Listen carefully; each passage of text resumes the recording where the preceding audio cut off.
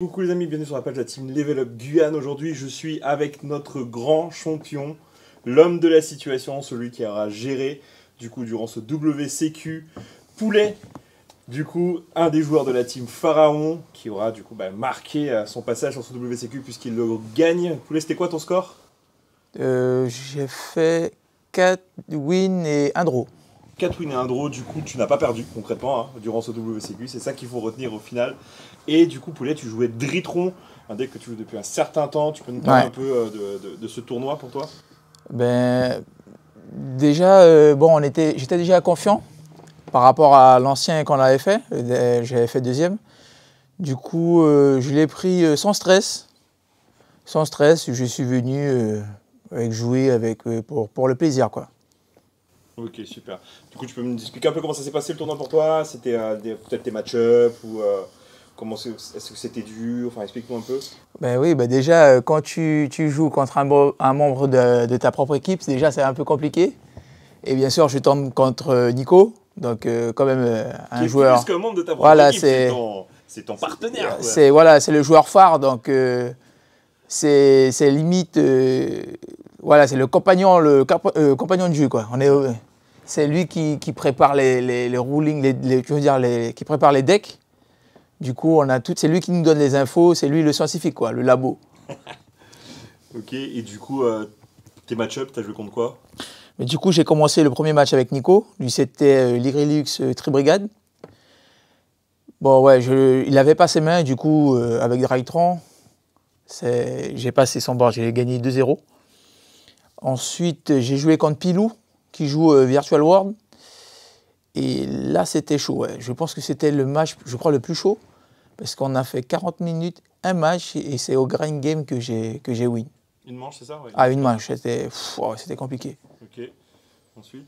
Ensuite, j'ai fait maths.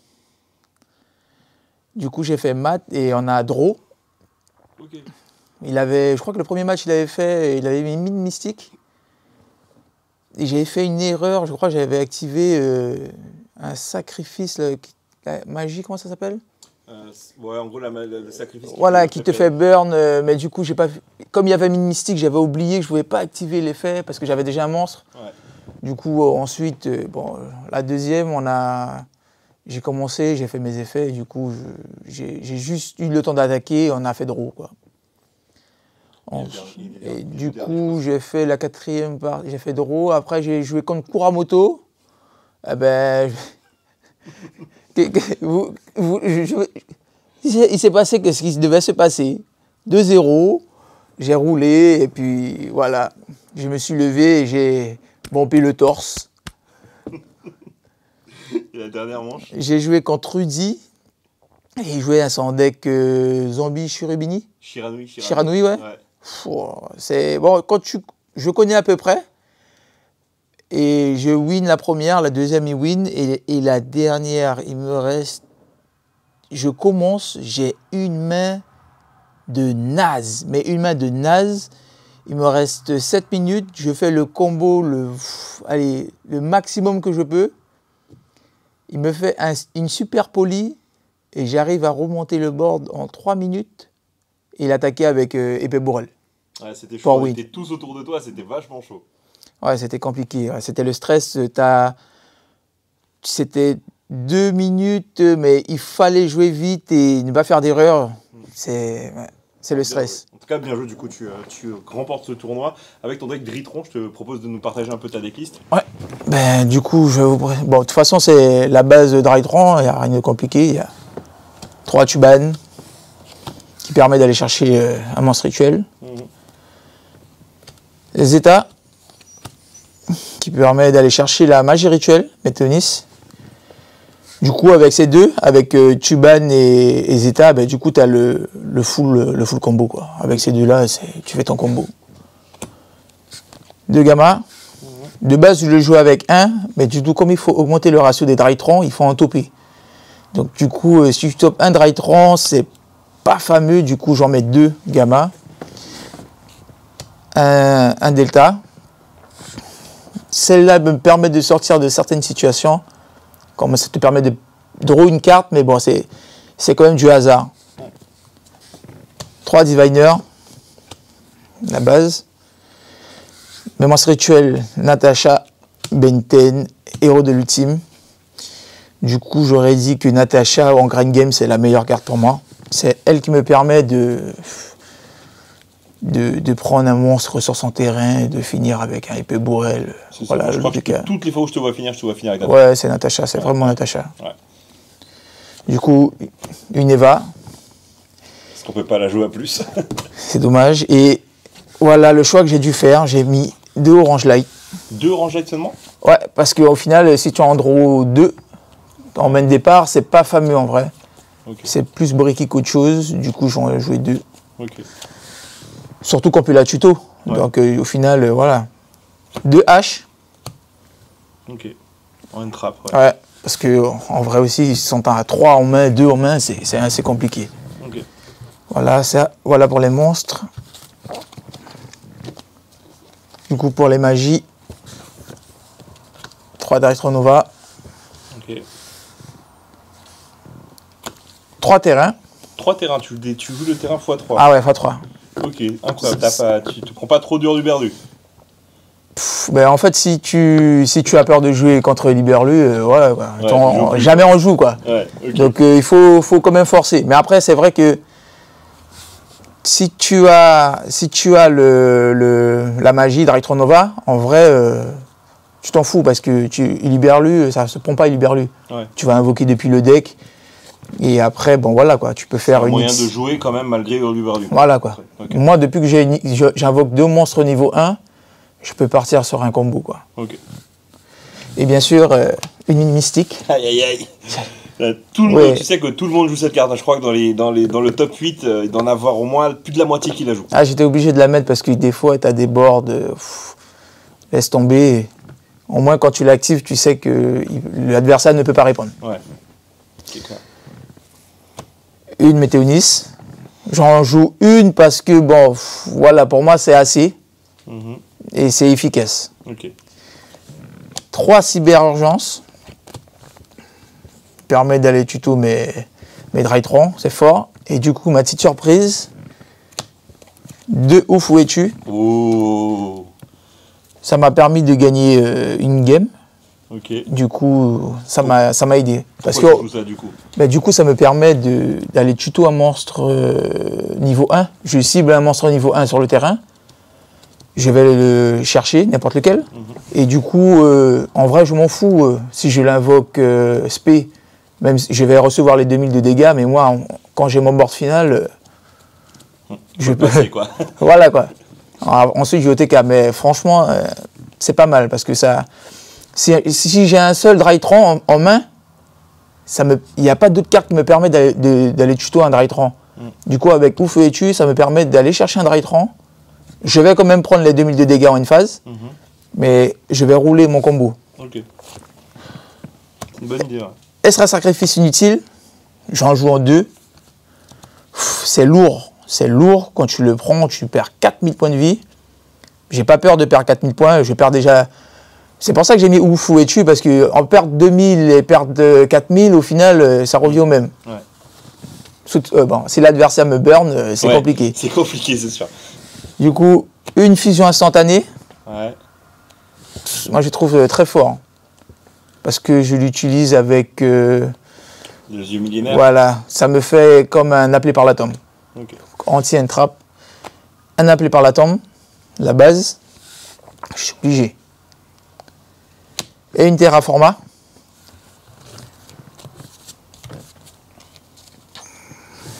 Alors je vais passer avec les pièges. J'ai mis 2 Inifini. Tout le monde la joue. Donc, voilà, en x2. Je ne peux pas mettre en x3. Mais ça m'a beaucoup aidé. Ouais. Beaucoup aidé parce que, en vrai, si tu go second, voilà quoi. Tu les empêches de jouer. Okay. C'est parfait. Je vais vous montrer mon extra. Un Kuribo. IP Mascarena. Licorne. Apollousa.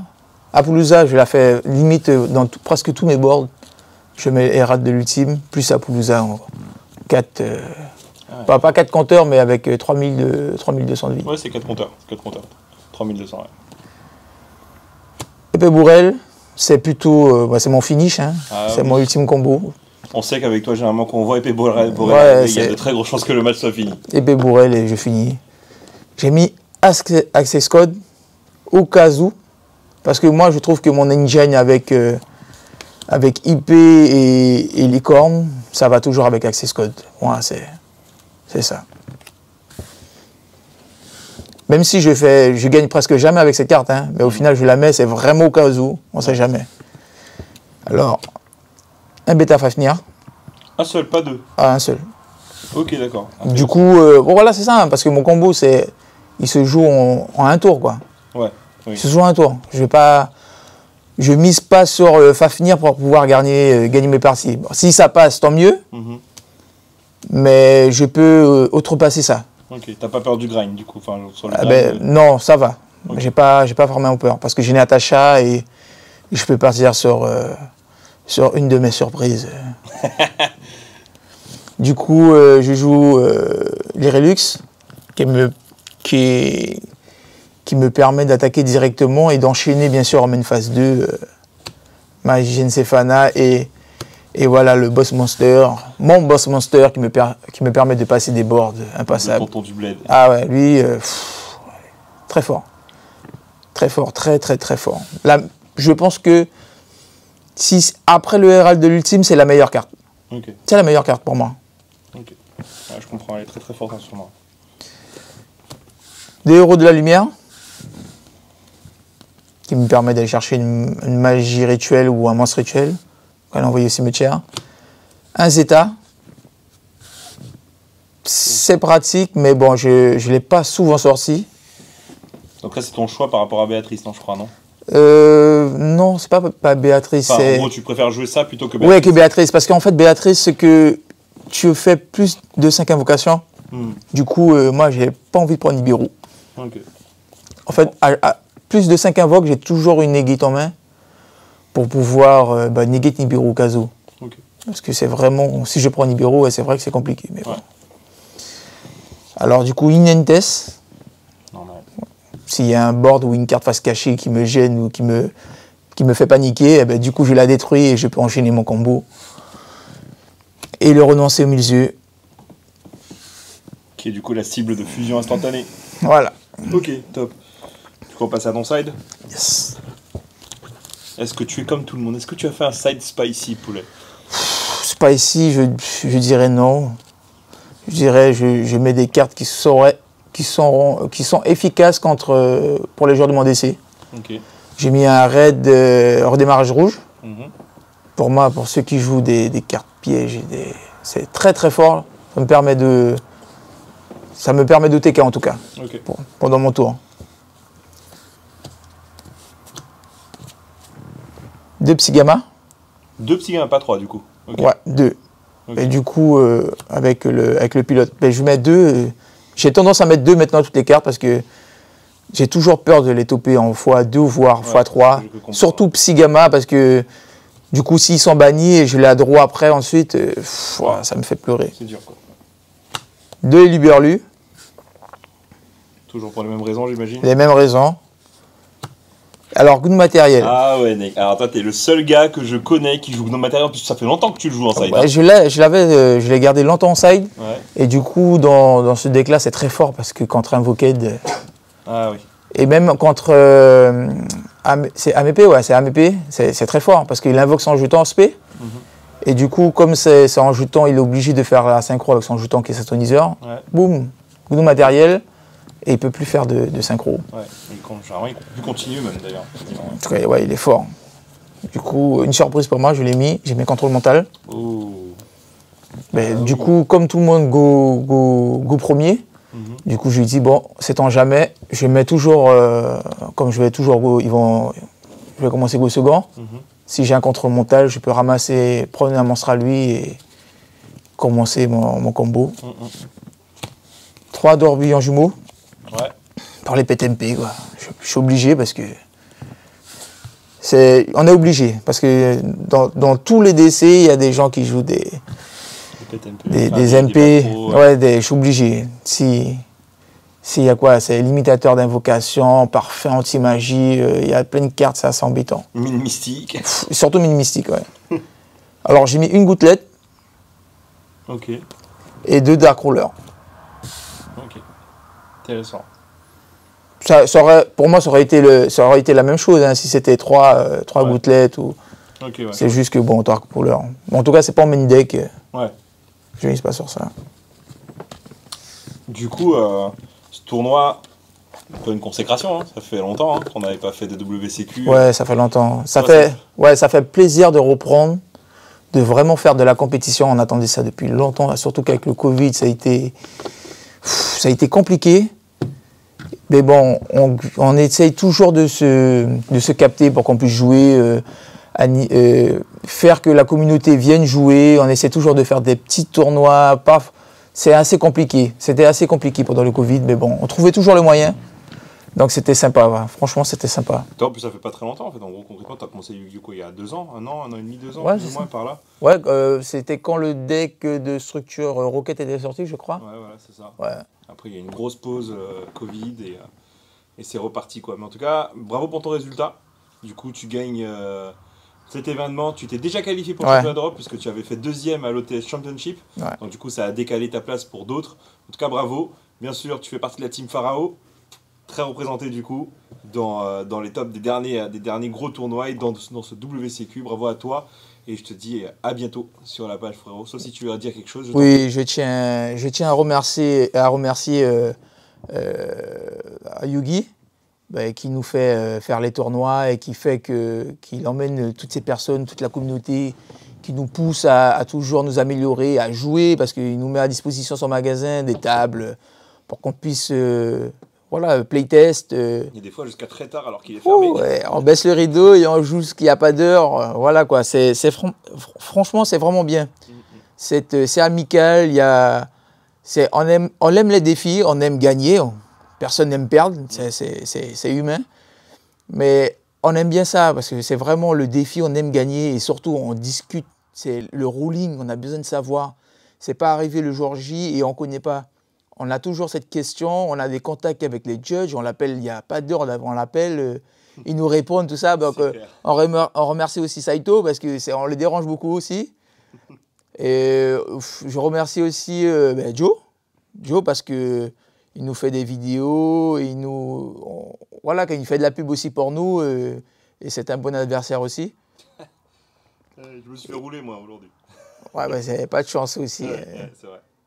Et toute la communauté qui vient nous jouer, il y a aussi les nouveaux joueurs qui arrivent. C'est vrai que c'est compliqué parce qu'on est en grosse compétition, on n'a pas le temps de vraiment d'expliquer le ruling. Là, c'est vraiment du sérieux. Mais après, on va les prendre en main de toute façon. De toute manière, comme on l'a déjà dit plusieurs fois, hein, vous aussi vous avez été nouveau à un moment donné. Ouais. En l'espace de 1 an, vous aviez déjà énormément level up. Là, du coup, c'est un peu une consécration, c'est arrivé à là, c'est possible. Donc on voit de plus en plus et Yu-Gi-Oh! C'est peut-être compliqué au début mais on est là pour aider tout le monde et voilà quoi. Yes. Allez, merci Poulet, et encore bravo pour ton résultat. À la prochaine. Yes.